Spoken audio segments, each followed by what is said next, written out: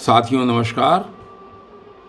कल की वीडियो में आपने सुना था कि भगवान श्री कृष्ण ने आसुरी संपदा वाले व्यक्तियों के संबंध में बताया और उन्होंने कहा कि जो व्यक्ति अहंकार, बल, अभिमान, दर्प इत्यादि इन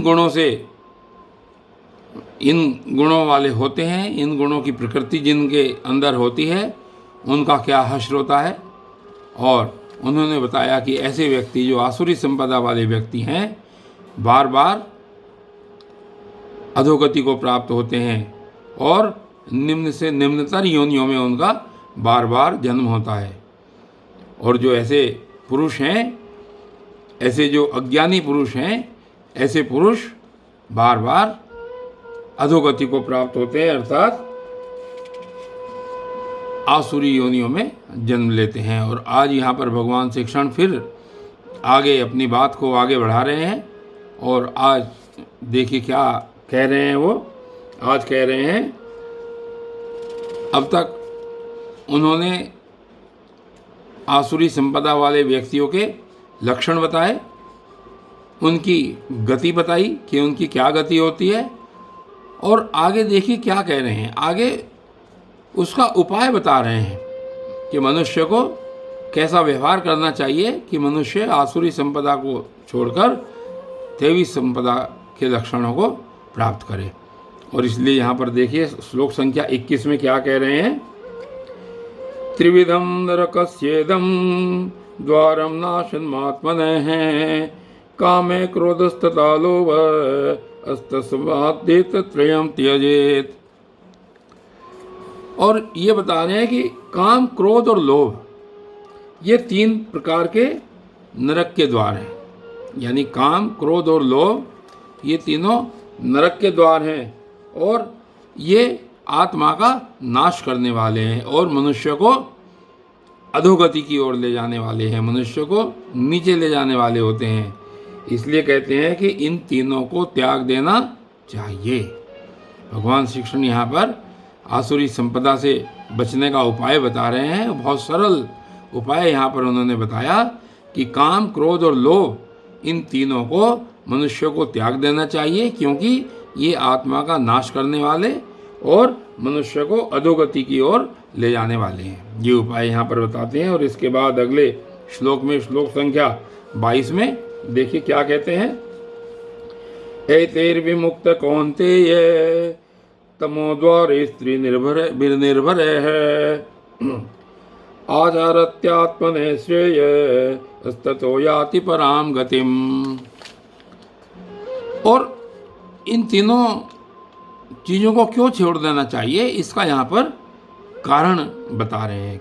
ये कारण बता रहे हैं, ये कह रहे हैं कि हे अर्जुन, इन तीनों नरक के द्वारों से मुक्त पुरुष, यानी जो व्यक्ति इन तीनों से मुक्त होता है, काम, क्रोध और लोभ से मुक्त होता है, वह मुक्त पुरुष अपने कल्याण का आचरण करता है। यानी जिस चीज़ में उसका कल्याण हो वो ऐसे कार्य करता है और इससे क्या होता है, इससे वो परम गति को अर्थात भगवत प्राप्ति को प्राप्त कर लेता है।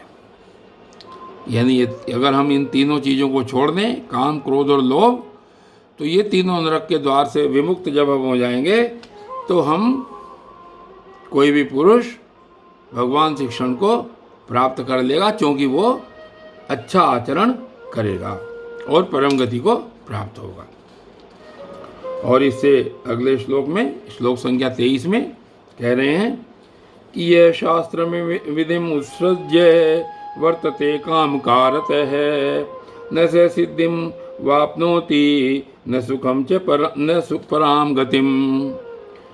और आगे क्या कह रहे हैं कि जो पुरुष शास्त्र विधि को त्याग कर अपनी इच्छा से आचरण करता है, यानी जो शास्त्रों में बताए गए हैं उनके अनुसार जो कार्य नहीं करता, वो अपनी इच्छा से आचरण करता है, मनमाना आचरण करता है, वह न तो सिद्धि को प्राप्त होता है और न परम गति को ही प्राप्त होता है और न उसको सुख ही प्राप्त होता है।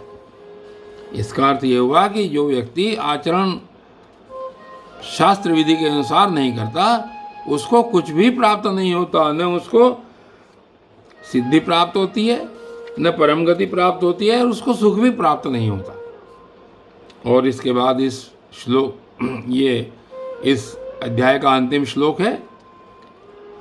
कहते हैं कि कैसा कर्म करना चाहिए आदमी को। तस्माच्छास्त्रम प्रमाणम ते कार्य अकार्य व्यवस्थितौ ज्ञात्वा शास्त्र विधानोक्तम कर्म कर्तुमिहार्हसि।